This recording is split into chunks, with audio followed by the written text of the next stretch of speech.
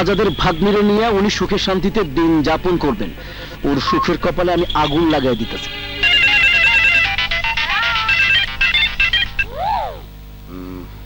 Hello, আসসালামু আলাইকুম আজাদ ভাই। মতিন কইতেছি। মতিন, আমাকে ফোন করেছো কেন? কি চাও? আপনি তো নীতিবান লোক, নীতিতে অটল, যার কারণে আপনার পার্টির সেক্রেটারি পদ আপনি আমাকে দিলেন না। কিন্তু নীতিবান সাহেব, আপনার এত নীতি থাকতে কি করে আপনার ভাগ্নি আপনার বোন দুলাভাইয়ের খুনিকে নিয়ে লালু ভুলু খেলছে? মানে ঝিনুক, আপনার ভাগ্নি যার লগে প্রেম করে ওই পোলা সাগিরি আপনার বোন দুলাভাইয়ের রাস্তার উপর খুন করছিল। অসম্ভব।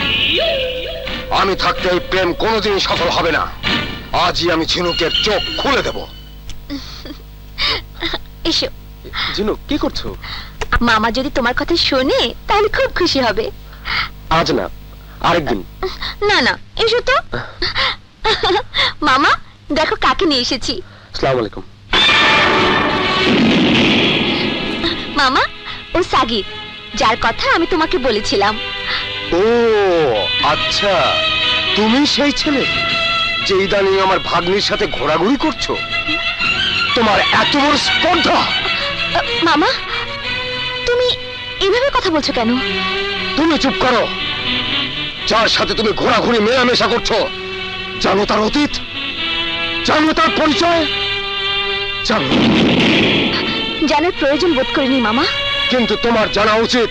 লোকজন আমাকে ফোন করে বলেছে যার সাথে তুমি ঘোরাঘুরি করছো সেই ছেলে তোমারই বাবা মায়ের হত্যাকারী।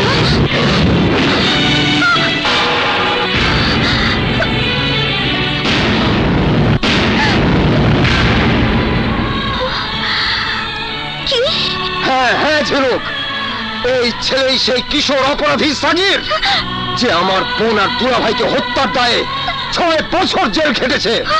সাগির, মামা এসব কি বলছে? সাগির, তুমি চুপ করে আছো কেন? জবাব দাও। মামা যা বলছে তা কি সত্যি?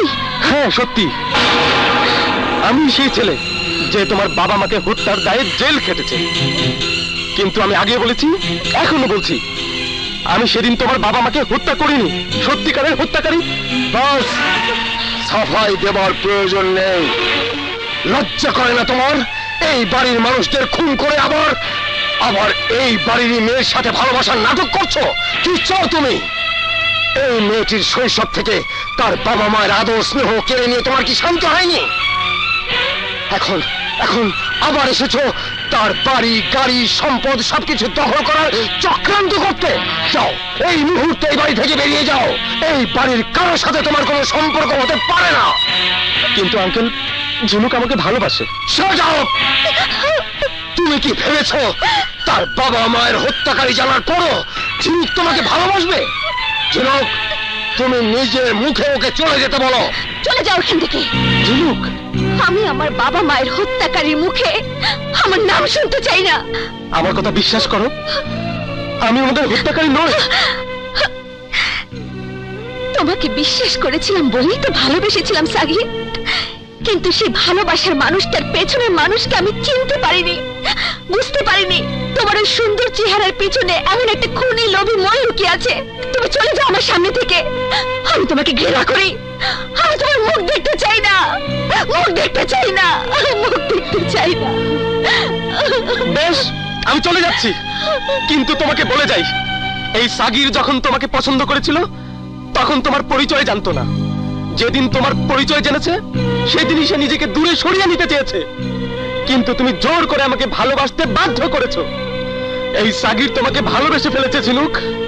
আমার সেই ভালোবাসার কসম, তুমি যতই আমাকে ঘৃণা করো আমি তোমার পাশেই থাকবো। প্রতীক্ষায় থাকবো সেই দিনের যেদিন তোমার ভুল ভাঙবে। আমাদের এখন প্রধান করণীয় কাজ হচ্ছে। স্যার, এইমাত্র খবর এসেছে আমেরিকান এক্সপ্রেস ব্যাংকের একটা চেক জমা পড়েছে কক্সবাজারে। টাকার পরিমাণ 1 কোটি টাকা। তাতে আমাদের সমস্যা কোথায়? যে অ্যাকাউন্টে চেক কাটা হয়েছে সেই অ্যাকাউন্টে নেতাকে হত্যার আগের দিন জমা দেওয়া হয়েছে প্রায় 2 কোটি টাকা। তাই নাকি? অ্যাকাউন্ট হোল্ডারের নাম? কাজী মারুফ। মারুফ, জামিল, সাত্তারের ডান হাত যে দুজন ছিল তাদের নাম যেন কি? মারুফ আর সাগির। Oh no! ইশারা, স্যার, আমাকে এক্ষুনি অ্যাকাউন্ট হোল্ডারের ডিটেলস এবং ছবি দাও। চেষ্টা করছি স্যার, কিন্তু আমেরিকান ব্যাংক কোর্টের অর্ডার ছাড়া আমাদেরকে কোনো ইনফরমেশন দেবে না। দেন গেট দ্যাট অর্ডার যত তাড়াতাড়ি সম্ভব।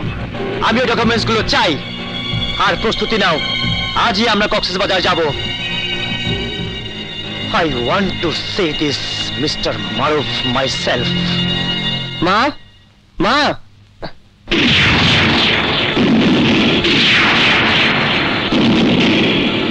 নাইস রেজাল্ট মিস্টার সবুজ। সবুজ, উনি ডিবি পুলিশের ইন্সপেক্টর মিস্টার ইকবাল তোমার সাথে কথা বলার জন্য বসে আছেন। Nice to meet you. আমার সাথে আপনার কিসের কথা? কথাটা এখানে না বলে আপনার সাথে একটু একা বলতে পারলে ভালো হতো। আসুন প্লিজ। ডিবি পুলিশ আমার সবুজের কাছে কি চায়? মিস্টার সবুজ, আপনি কয়টা নাম ব্যবহার করেন? মানে? না মানে ব্যাংক অ্যাকাউন্টে আপনার নাম কাজী মারুফ। ও, আসলে ইনকাম ট্যাক্সের একটা ঝামেলার থেকে বাঁচার জন্য অন্য নামে অ্যাকাউন্ট করতে হয়েছে। অবশ্য পরে সরকারকে ট্যাক্স দিয়ে পুরো টাকাটাই হোয়াইট করে নিয়েছি। ও আই সি। কিন্তু এতগুলো টাকা আপনার অ্যাকাউন্টে এলো থেকে? বিজনেস। কি ধরনের বিজনেস?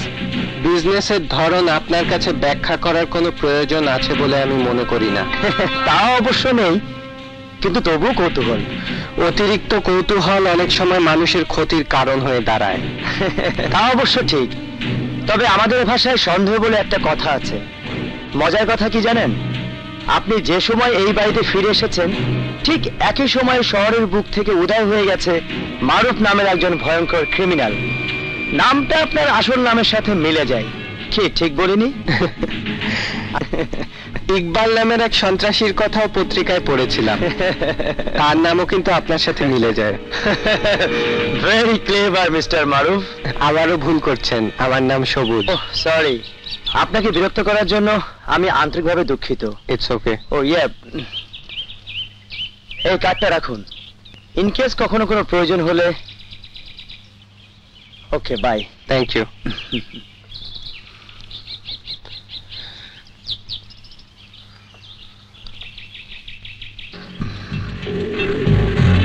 ইশারা, ইয়েস স্যার। ভার্সিটিতে খবর নাও, মিস্টার সবুজের ফাইলপত্র বের করে দেখো। এই সবুজ আর ভার্সিটি থেকে মাস্টার্স করা সবুজ একই কিনা। Okay sir.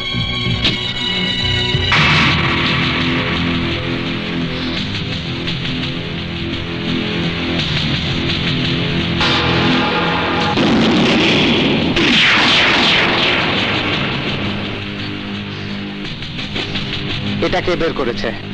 লুডো খুঁজতে গিয়ে অভি তোমার বিছানার নিচে এটা খুঁজে পেয়েছে।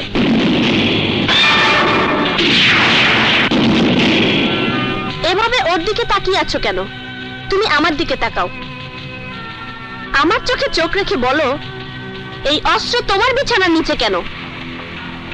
ঢাকা বিশ্ববিদ্যালয় থেকে অ্যাকাউন্টিং এ মাস্টার্স পাশ করা একটি ছেলে মানুষ মারার অস্ত্র দিয়ে কি করে? অভি, নিচে যাও।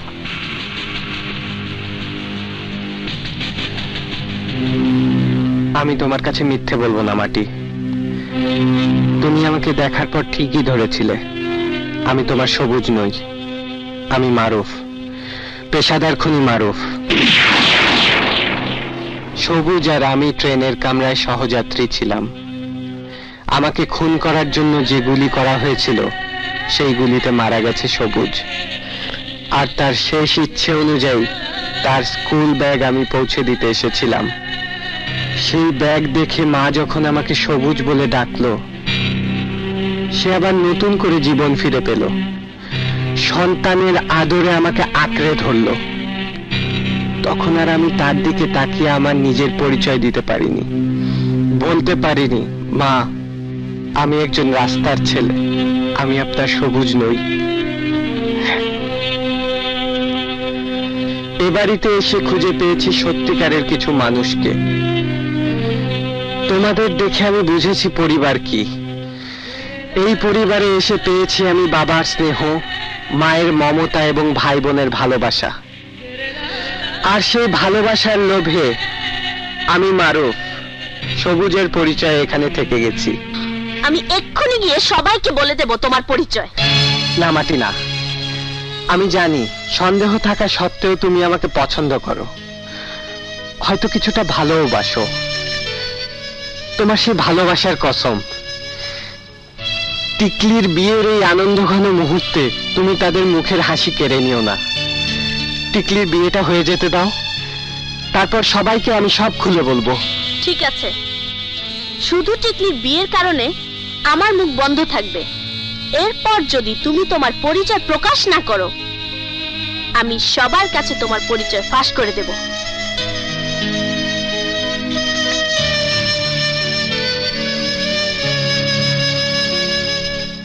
আপনারা প্রতীক্ষায় থাকুন, আমি চাই না মিস্টার গাফফার। আমি আপনাদের আগেও বলেছি, এখনো বলছি, আমাদের দল থেকে মতিনকে সাধারণ সম্পাদক পদ দেওয়ার প্রশ্নই আসে না। কেন দিবেন না? আপনার দলের সব বড় বড় নেতা আমার অ্যাপ্লিকেশনে সাইন করে দিছে, সবাই আপনার ফোন করে দিছে, তারপরও আপনি আমার সাধারণ সম্পাদকের পদ দিবেন না কেন? থামো! যতগুলো লোক তোমার অ্যাপ্লিকেশন সাইন করেছে তার দ্বিগুণ লোকের সাইন করা অ্যাপ্লিকেশন আমার কাছে আছে। সেখানে পার্টির কর্মীরা সবাই এক বাক্যে বলেছে তারা তোমার মতো নেতা বা কর্মী তাদের দলে এই পদে চায় না। ময়ূরের পাখ লাগালে যদি কাক ময়ূর হতো, তাহলে পৃথিবীর সব কাকই ময়ূর শাস্ত। এই কাকটারে কিন্তু যেন তেন কাক ভাইবেন না আজাদ সাহেব। আমি হইলাম পুরান ঢাকার কাক, আমার ক্ষমতা সম্পর্কে আপনার কোনো ধারণাই নাই। তোমার ক্ষমতা কতদূর যেতে পারে আমি জানি মতি। কয়েকদিন আগে আমার একমাত্র ভাগ্নিকে কিছু মাস্তান তুলে নিতে চেয়েছিল, কিন্তু পারেনি, উল্টো তাদেরই হাত পা ভেঙেছে। সেই ভুলটা তুমিও করো না মতিন, তাহলে তোমার অবস্থা হবে ওই লোকগুলোরই মতো। আপনার ভাগ্নিরে কে কি কইছে না কইছে এর লেগে আপনি আমারে ঝাড়ি মারেন কেন? শোনেন, আমি আপনার ভাগ্নিরে চিনিও না জানিও না। চেনা বা জানার প্রয়োজন নেই। তুমি এখন এই পার্টি অফিস থেকে বিদায় হলে আমি খুশি হব। তাইলে আপনি আমারে পার্টির সাধারণ সম্পাদক পদটা দিবেন না? না। আর ঠিক আছে, চলো ভাই, দেশে এরকম রাজনৈতিক দলের অভাব নাই, যে কোনো একটা দলে একটা ভালো পোস্ট তুমি অবশ্যই পাইবা। চলো আসো। না, আমার এই দলেরই সাধারণ সম্পাদকের পদটা চাই। মনে রাখবেন, এইটা আমার প্রেস্টিজ। ভাই ভাই, আমার মনে হয় আজাদ বাইচা থাকতে এটা সম্ভব না। তাইলে আজাদকে মারতে হইব। দিশা, আজাদের সাথে আঠার মতো লাইগা থাক। আজাদ কালকের মধ্যে দুনিয়া থেকে হাওয়া হয়ে যাওয়ান চাই। হাওয়া।